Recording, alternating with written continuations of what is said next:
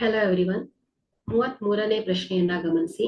ಕೊಟ್ಟಿರುವ ಆವೃತ್ತಿ ವಿತರಣಾ ಪಟ್ಟಿಗೆ ಸರಾಸರಿಯನ್ನ ಕಂಡುಹಿಡಿಯಿರಿ. ಸೊ ಇಲ್ಲಿ ವರ್ಗಾಂತರವನ್ನ ಗಮನಿಸಿ. 5ರಿಂದ 15ರ ವರ್ಗಾಂತರ.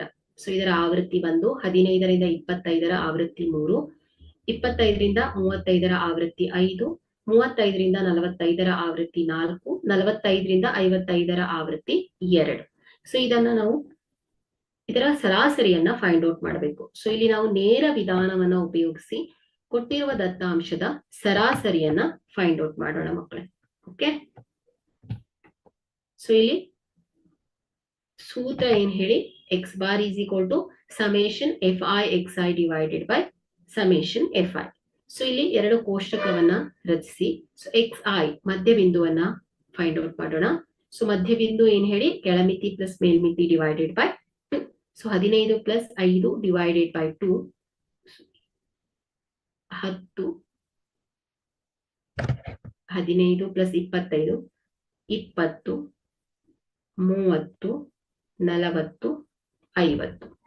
ಸೊ ಈಗ ಆವೃತ್ತಿ ಮತ್ತು ಮಧ್ಯಬಿಂದುವಿನ ಗುಣಲಬ್ಧ 10 ಗುಣಿಸು 1 10, 20 ಗುಣಿಸು 3 60, 30 ಗುಣಿಸು 5 150, 40 ಗುಣಿಸು 4 160, 50 ಗುಣಿಸು 2 100.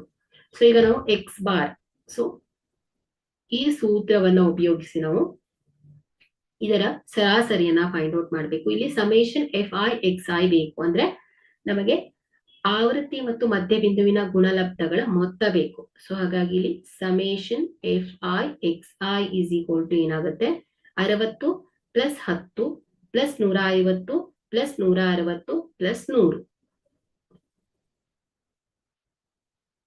480 ಆಗತ್ತೆ. ಸೊ ಅದೇ ರೀತಿ ಎಕ್ಸ್ ಐ ಅಲ್ಲ, ಆವೃತ್ತಿ ಬೇಕು, ಎಫ್ ಐ ನ ಮೊತ್ತ ಬೇಕು. ಸೊ ಹಾಗಾಗಿ summation F I is equal to 1 plus 3 plus 5 plus 4 plus 2 15 ಅಲ್ವಾ. ಸೊ ಈ ಮೌಲ್ಯವನ್ನ ನಾವು ಸೂತ್ರದಲ್ಲಿ ಆದೇಶಿಸಿದಾಗ X bar is equal to 480 divided by 15 ಬಂದ್ರೆ